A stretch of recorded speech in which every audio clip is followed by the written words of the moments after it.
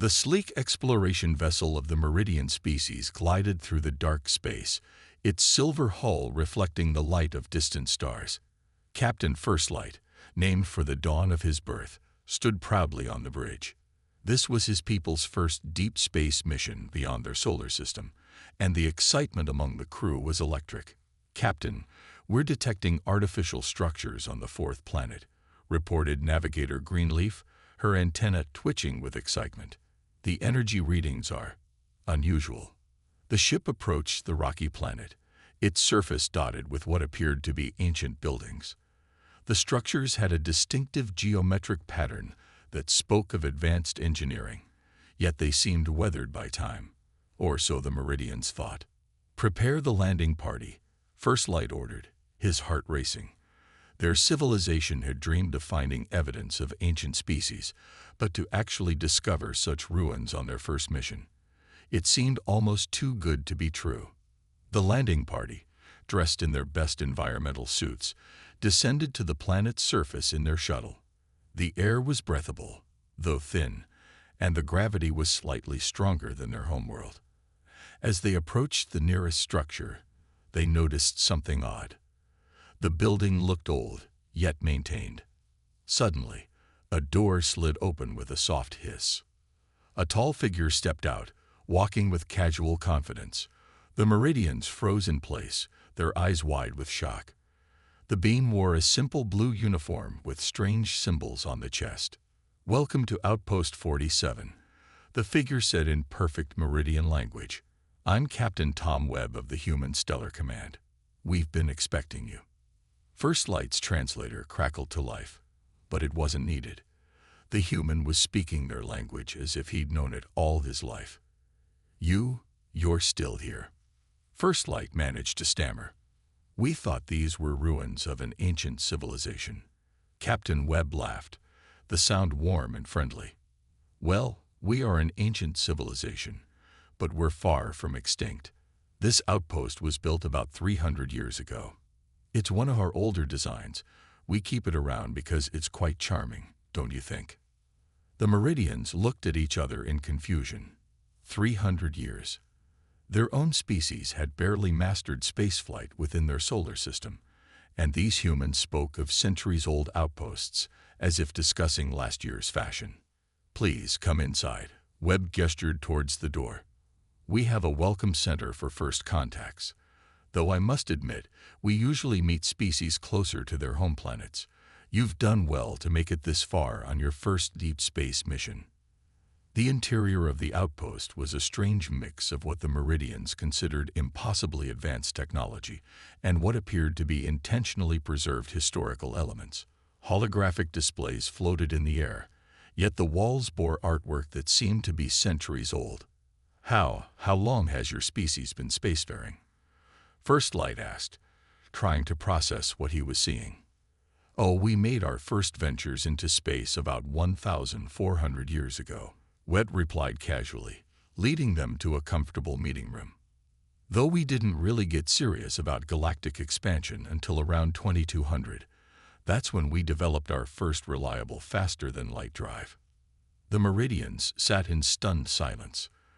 Their own civilization had just celebrated its first moon landing 50 years ago, and here was a species that had been crossing galaxies for over a millennium. "Don't worry," Webb smiled, noting their overwhelming shock. "Everyone reacts this way at first. Would you like some refreshments? Our molecular synthesizers can recreate any drink from your homeworld." As if to demonstrate, a shimmer of light appeared on the table, and several cups of the Meridians' traditional welcoming beverage materialized before them. The liquid was perfect, down to the last molecule. Firstlight took a shaky sip, his mind racing. They had come looking for ruins of an ancient civilization, hoping to learn from the remnants of the past. Instead, they had found something far more incredible, an ancient civilization that was very much alive, active, and apparently waiting for them. "We have so many questions," Firstlight said finally. Captain Webb's eyes twinkled with amusement. "Of course you do. And we have all the time in the world to answer them.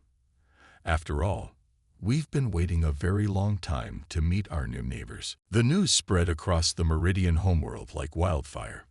Within days of First Light's return, every screen and holographic display showed images of the human outpost and its inhabitants. The Meridian High Council called an emergency session, and representatives from other young spacefaring races were quickly invited to attend. Ambassador Maria Ross watched the gathering from her office in the Human Diplomatic Center on Earth. The massive holographic display showed dozens of different species, all relatively new to space travel, excitedly discussing their discovery of humanity. She couldn't help but smile at the irony. "They think they've discovered us," she said to her assistant, "when we've been watching over them for centuries."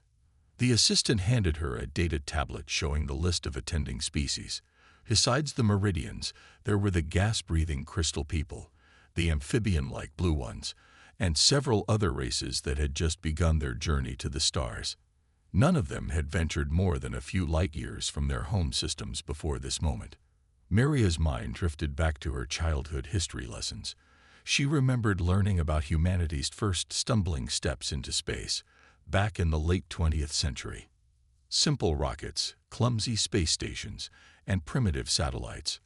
Now those same artifacts floated in museums, preserved in time bubbles, while humanity's newest ships could cross galaxies in the blink of an eye. The council chamber on the Meridian homeworld buzzed with excitement. First Light stood at the podium, showing recordings of his encounter at Outpost 47. The assembled representatives gasped when they saw Captain Webb materialize drinks using the molecular synthesizer. "The humans possess technology beyond our understanding," First Light explained, his voice trembling with excitement. "They have been in space longer than some of our civilizations have existed." In her office, Maria prepared for her upcoming address to the gathered races. She straightened her simple white uniform, the only adornment being a small silver pin shaped like Earth. The pin was actually a quantum computer more powerful than all the combined technology in the Alien Council chamber, but they didn't need to know that yet. "Beginning transmission in 5 minutes, Ambassador," her assistant announced. Maria nodded, remembering her own first contact experience from decades ago. She had been a junior diplomat then, watching as humanity revealed itself to another young race. The mix of awe, fear, and excitement on their faces never changed, no matter which species made the discovery. The holographic projectors hummed to life, and Maria's image appeared in the council chamber. The assembled aliens fell silent, many seeing the human in person, or via hologram, for the first time. "Greetings, honored representatives," she began, speaking in a language that was automatically translated for each species. "On behalf of humanity, I welcome you all to the greater galactic community." She paused, letting her words sink in. "Though you believe you have discovered us, the truth is more complex. Humanity has been watching, guiding, and protecting your civilizations since before many of you discovered electricity." The chamber erupted in surprised murmurs. A crystal person floated forward, its crystalline body reflecting the chamber's lights. "Protecting us? From what?" Maria's hologram gestured, and a three-dimensional map of the galaxy appeared beside her. Thousands of points of light marked human outposts, stations, and colonies. The assembled aliens stared in amazement at the vast network that had existed around them, unseen until now. "From cosmic disasters, from hostile entities, and sometimes from yourselves," she explained gently. "We have diverted asteroids, contained supernovas, and quietly prevented countless conflicts. We remembered our own violent history and vowed to give other races a better chance than we had." First Light stepped forward, his antenna quivering with curiosity. "Why reveal yourselves now?" Maria smiled warmly. "Because you came to us. By reaching Outpost 47, the Meridians proved they were ready for the truth. And now, all of you are ready to learn about the real history of our galaxy." She looked around the chamber, meeting the eyes and sensory organs of each species. What you thought was a discovery was actually a graduation. The Earth's grand archive stretched for miles beneath the surface of the old human homeworld. Dr. James Carter walked through its gleaming halls, leading the wide-eyed delegation of alien representatives. Their footsteps echoed off walls made of crystal memory matrices, each one containing more information than all the combined libraries of their young civilizations.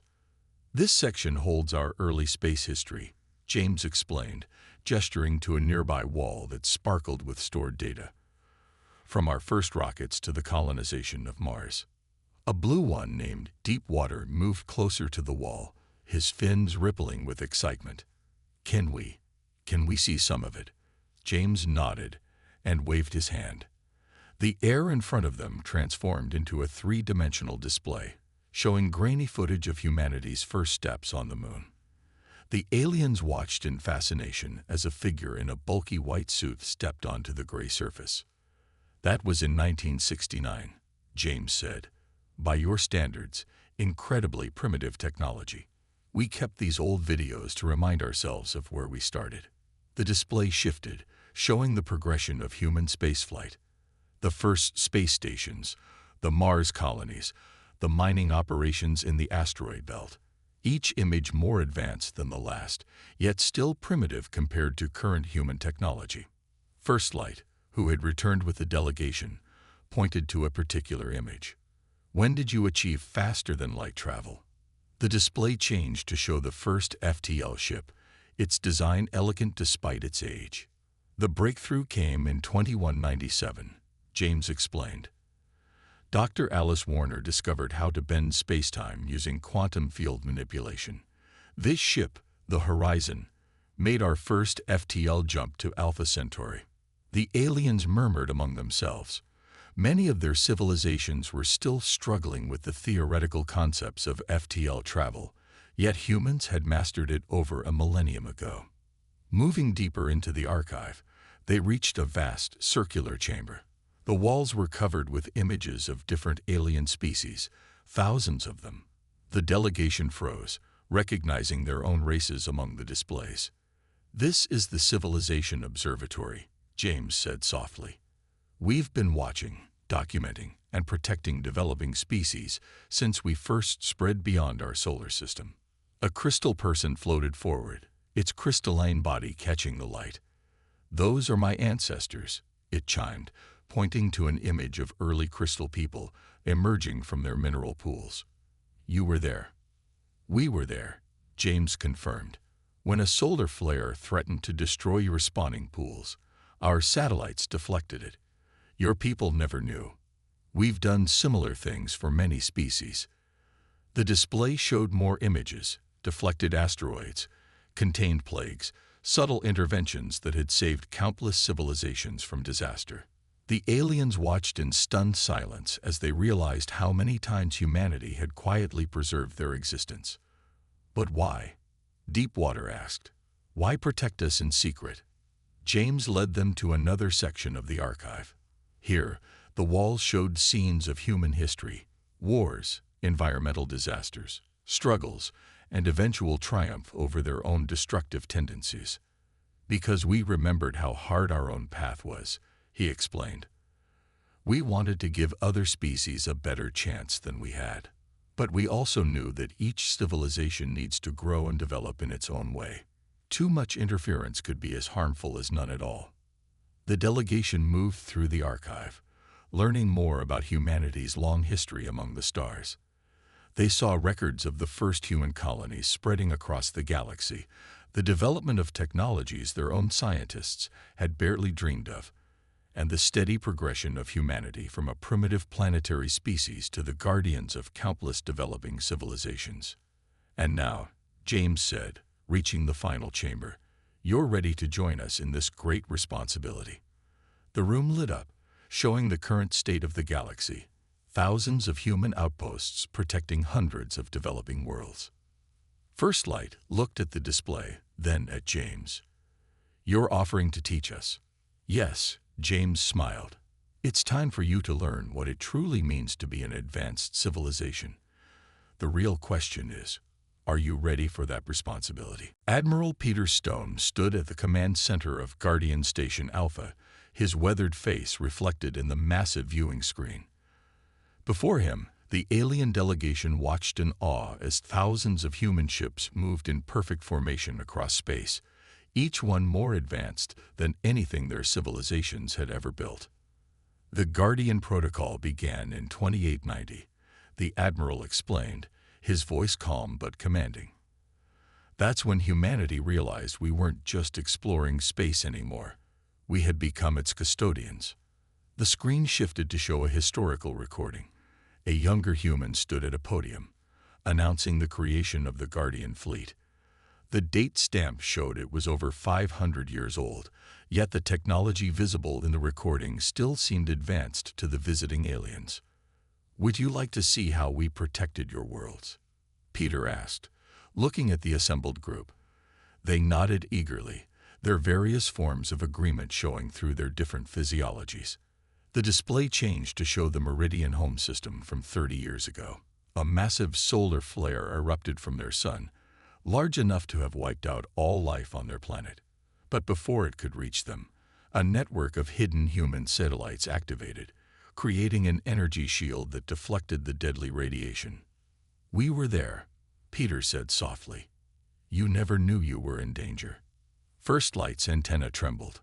That day, our scientists recorded only a minor solar disturbance. "Because that's all we allowed to reach you," the Admiral nodded.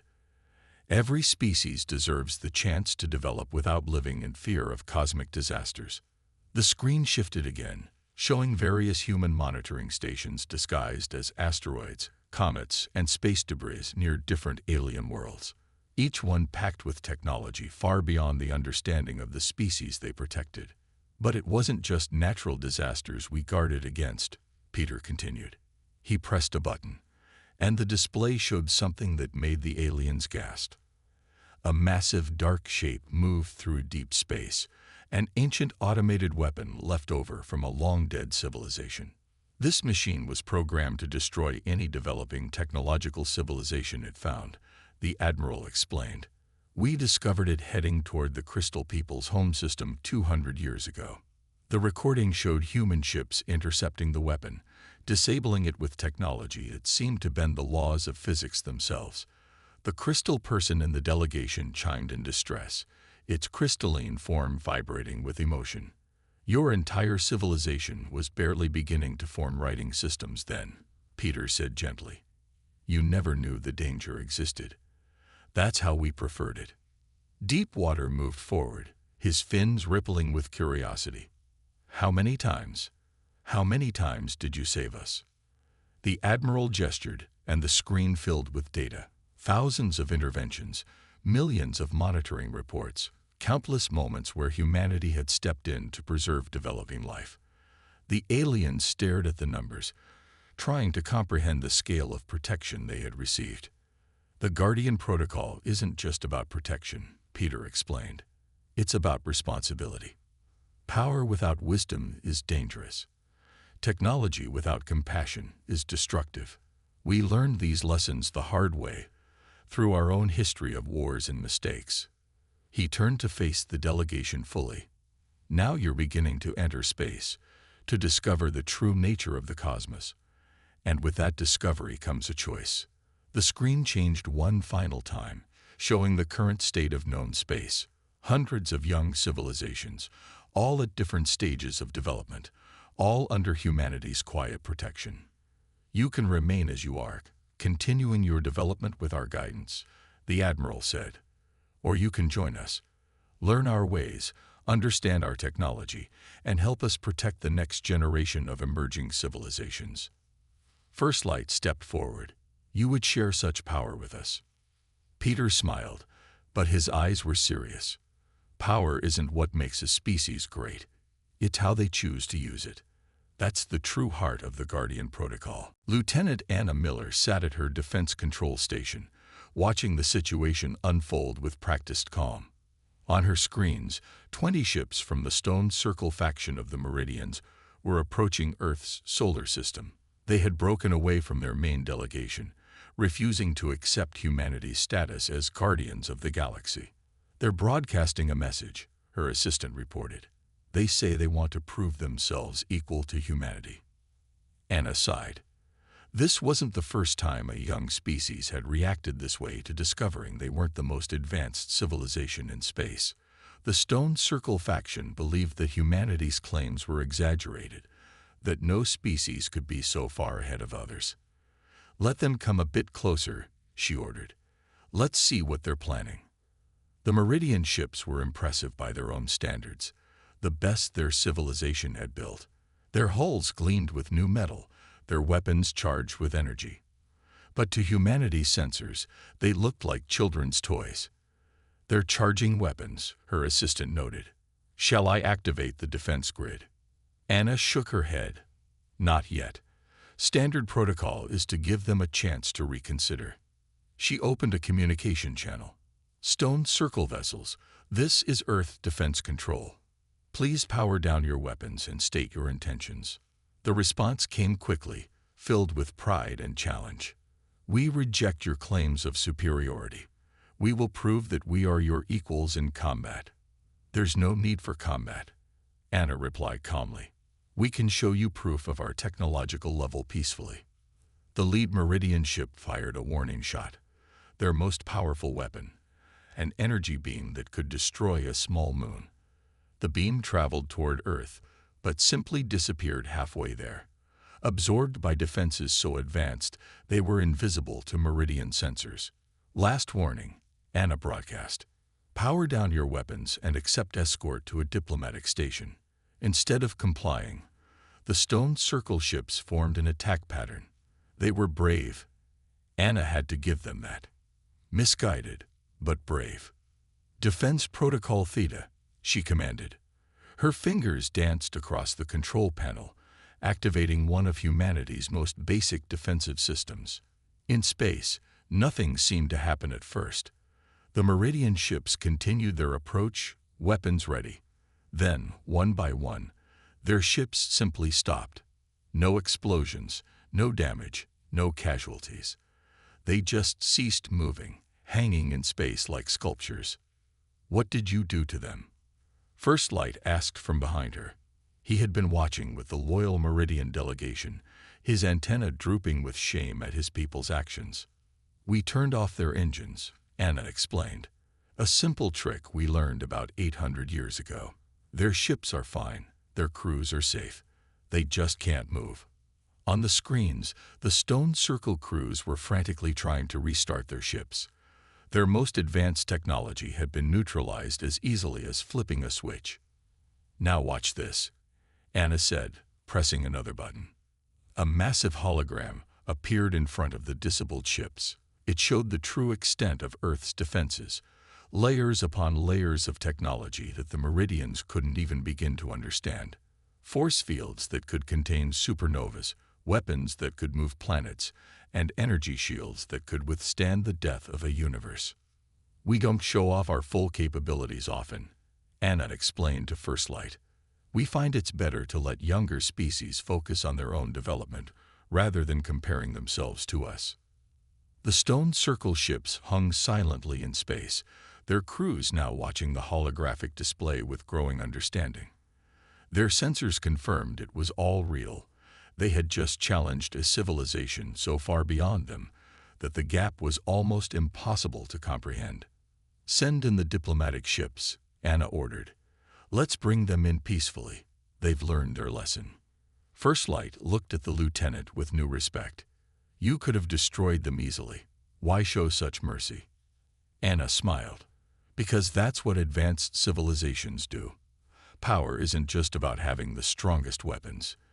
It's about knowing when not to use them." Dr. Robert Hayes walked through the quiet streets of old New York, leading the alien delegation through what appeared to be a perfect slice of human history.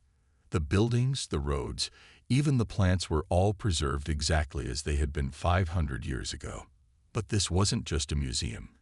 It was something far more incredible. "What you're seeing isn't real," Robert explained, stopping at a busy intersection. He waved his hand, and suddenly the holographic overlays disappeared.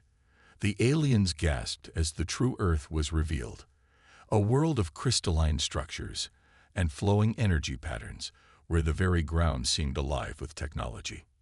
"This is the real Earth," he said, watching their reactions. What you saw before was a historical preservation program. We keep perfect replicas of every major city from every era of human history, but they're just memories now. First Light stepped forward, his antenna quivering. But where are all the humans? The ones like you? Robert smiled. I'm not exactly what you think I am. He held up his hand, and his human form shimmered, revealing a being of pure energy and light, only taking human shape as a courtesy to their visitors. Most of humanity evolved beyond physical form centuries ago. The alien delegation stared in wonder. The crystal person floated closer, its crystalline body resonating with the energy patterns in the ground. You transcended biological form. Yes, Robert answered, resuming his human appearance. It happened gradually. As our technology advanced, we found ways to transfer our consciousness into energy states. Some humans chose to remain in physical form, but most of us evolved beyond it. He led them to a vast chamber beneath the city. Here, streams of pure consciousness flowed through crystal matrices, each one containing millions of human minds living in virtual worlds or exploring the cosmos in their energy form. Earth isn't just our homeworld anymore, Robert explained. It's a living museum, a seed bank of human history, and a gateway for our species to exist in multiple forms of reality at once. Deep Water moved closer to one of the consciousness streams, his fins rippling with emotion. Is this why you didn't reveal yourselves to us earlier? You feared we couldn't understand. Partly, Robert nodded, but mostly because every species needs to follow its own path. We didn't want our existence to overshadow your development. Some civilizations choose to remain physical. Others evolve differently. There is no single right path. He showed them more of the true Earth, vast networks of quantum computers that could simulate entire universes, energy patterns that could reshape reality itself, and the remnants of what humanity used to be, preserved perfectly in time. Your civilization is young, he told the Meridians. You're just beginning to understand the true nature of existence. Look, he gestured, and a holographic display showed the various stages of human evolution, from primitive apes to space-faring humans to beings of pure energy. How long did this take? First Light asked, his voice filled with awe. From our first space flight to transcendence, about 1,000 years, Robert replied. But every species develops at its own pace. Some might take longer, others might choose different paths entirely.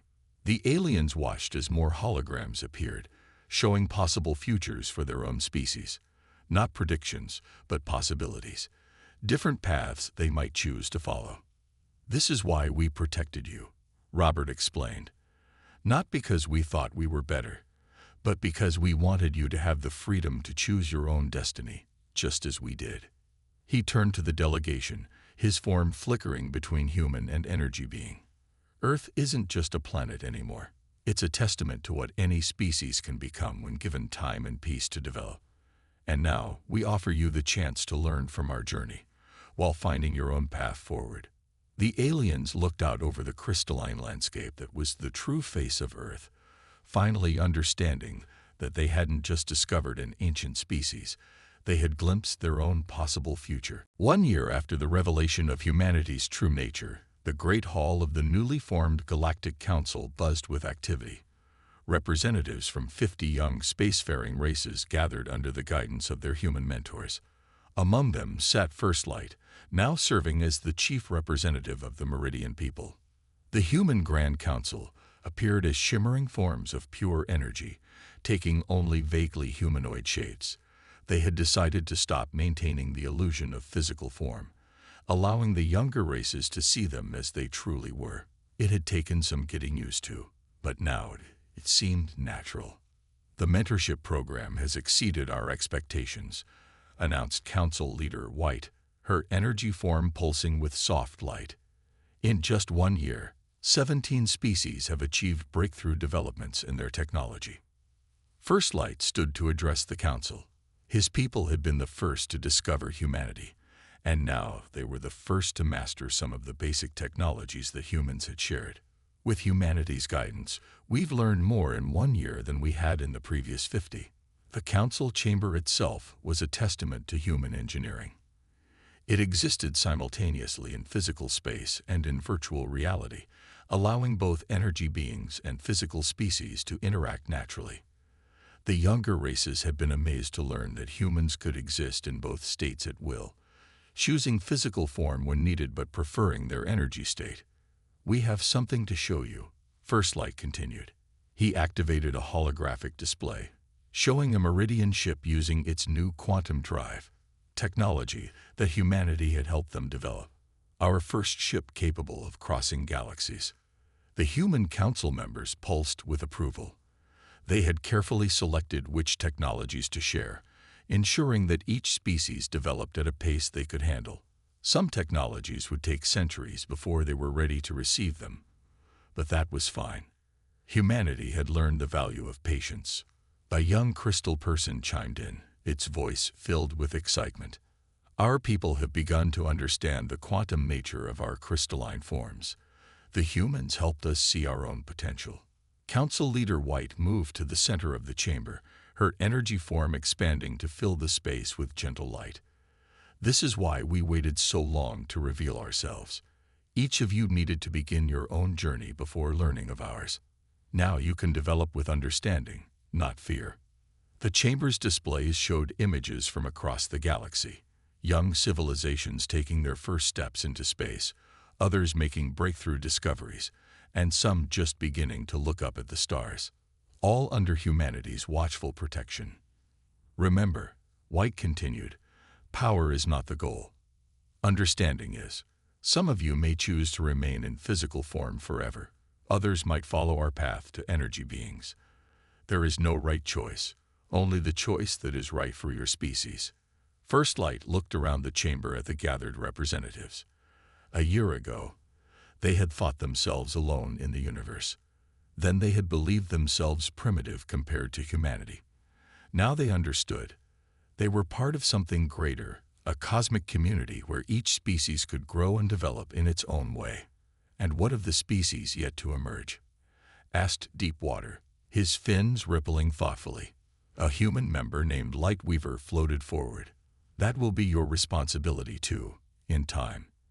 As you grow, you'll join us in protecting and guiding the next generation of spacefaring races." The cycle continues. The chamber filled with murmurs of agreement and excitement. The younger races were beginning to understand their place in the grand tapestry of cosmic civilization. They weren't late to the galaxy. They were right on time for their own journey. And so, Council Leader White concluded, her form shimmering with ancient wisdom, "We begin a new chapter in galactic history, not as rulers and subjects, not as teachers and students, but as guardians of tomorrow, all of us together." First Light looked out at the stars through the chamber's transparent walls. Somewhere out there, another young species was looking up at those same stars, dreaming of space, and when they finally reached it, they would find not just humanity, but a whole family of civilizations waiting to welcome them home.